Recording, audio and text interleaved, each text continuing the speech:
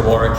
I'm here with one of my students of mine, great champion, Shahil, and we are the Good Fight, okay, along with, of course, Pastor Michael. We already know what we're about and what we're here to do, okay? Today, when we train, we do it with the intention of the glory of God. And we're here because we want to increase our fitness and our combative strengths, okay, to be able to serve in God's likeness. Okay? So today what I'm going to invite you to do is, if you're alone, I really encourage you to call up your friend and you ask your friend to come over so that you guys can train together, because it's hard to do these types of training and excel if you're alone. You can only go so far with your shadow, and you can only go so far with the bag that one doesn't hit back, but also sometimes better doesn't talk back. Okay, so what we want is a relationship that you can build with the individual you're training with. Okay, so today what we're going to focus on is building out foundational aspects of what makes a great fighter. Okay, we're going to look first and foremost at structure acquisition. Number two, we're going to look at rhythm in a partnered sense. Number three, we're going to look at our footwork. How do we find our footwork? What is it? And we're going to put it in the drill. And then lastly, number four, okay, we're going to look at some sort of sensitivity development. There's not going to be too much hard conditioning or any of that of the like in this video. That will come down the line. Today is an introductory video to one, getting your stance, and two, understanding rhythm. All right, so you're going to follow along with me here. We're going to put our feet together and we're going to look to find our structure. Now, if you're a right-handed person, I'm going to be acting essentially as opposite to you. If you're a left-handed person, I'm going to be your mirror in this instance. So you're going to pick up your right foot, you're going to turn that 90 degrees and you put the toes down. From here, you lift up your heel, you turn it 90 degrees so it points behind you, you put it down, you pick up the toes, you turn it on a 45, okay?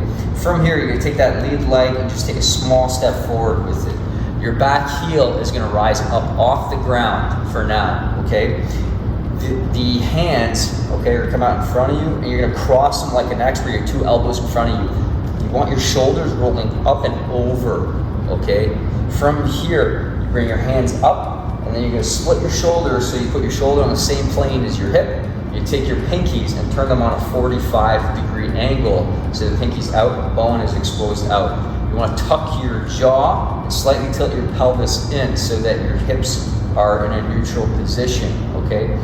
You have to understand, with these positions right now, you're going to learn that you can modify it. If it doesn't feel comfortable like this, you can go a little longer, you can go a little wider. It's actually your preference, and it's more like a tailored suit. So it's not something you need to do specifically, but you have to understand different structures is actually what allows you to have different strengths and different weaknesses. So you need to understand what it is you're doing. I'm teaching you more of a traditional Muay Baran style. So very, very ancient Thailand art. So hands are back up here, okay, 45. Now, the first thing that you're gonna look to do is rhythm, okay? Rhythm is essentially weight distribution. When I do rhythm, I'm gonna put my back heel down and I'm gonna lift the lead heel up. Okay, then I'm going to drop that lead heel and I'm going to lift the back heel up. And I'm going to go back and I'm going to go forward. You'll notice that you also at some point end up in the center. Okay, go back, center, forward. And you keep this steady rhythm out in front of you when you do this. That here is in essence what rhythm looks like. For you to do it is another thing, because that's when you understand it. So here's what you're going to do with your partner. You're going to stand in front of each other like this. He's going to take his stance. Good. Go be in this Thai boxing stance with me. Now, the rhythm's going to look like this. I'm going to lift up my heel, my forward heel, okay? And when I do this, just for the sake of understanding rhythms, he's going to lift his heel up, okay? Then, when I drop, he'll drop and go back heel, okay? Then when I lift the back, close the back heel and lift it forward, he's going to bring his. So we're kind of in this forward and back rhythm. Forward and back rhythm. Forward and back, okay? At any point in time though, I go forward, okay, and he goes back, but let's say I stay forward. Now we keep going, we're moving at a separate pace, okay? Here I convert the rhythm, boom, and yeah, keep going, boom. Now I'm back into the first original rhythm. So what you're gonna look to do, okay, for this drill, which we're gonna start about 10 seconds, is we're just gonna go lead leg up, and then back heel up, but we're going to do it at the same time, okay? So let's try that.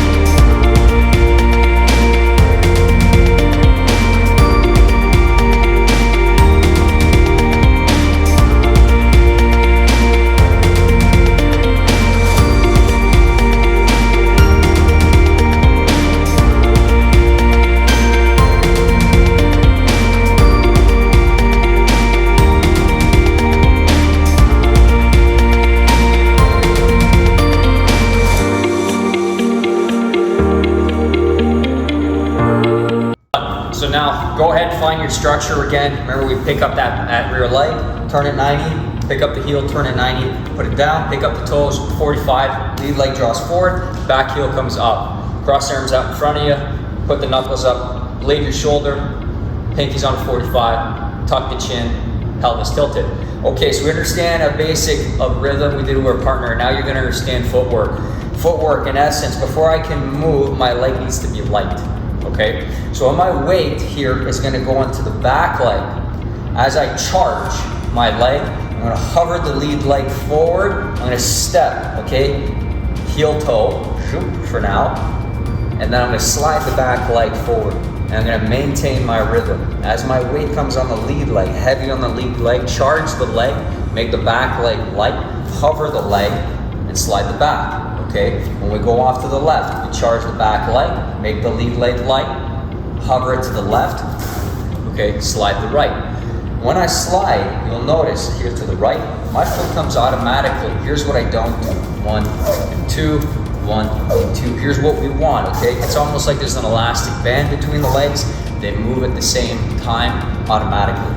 So let's get into our stances. I'm gonna show you one time. Here we call it an advance. Boom, maintain rhythm, retreat, maintain rhythm, strafe left, maintain rhythm, strafe right, maintain rhythm, strafe right, maintain rhythm, and strafe left. So yes, we just created a cross, okay? So you'll notice one thing. Did you notice what I did with my feet, okay? Anytime I'm in motion, okay? If I'm here and I move forward, okay, I maintain my rhythm. But I want to move back, so I wait patiently until my weight's properly set. I have balance and structure before I move. So I'm always jib, boop, jib, boop, boop, jib, jib, boop, boop, jib, boom, jib, boom, right? I want to make sure I'm paced, I have balance, I move with my rhythm and my understanding of rhythm, okay?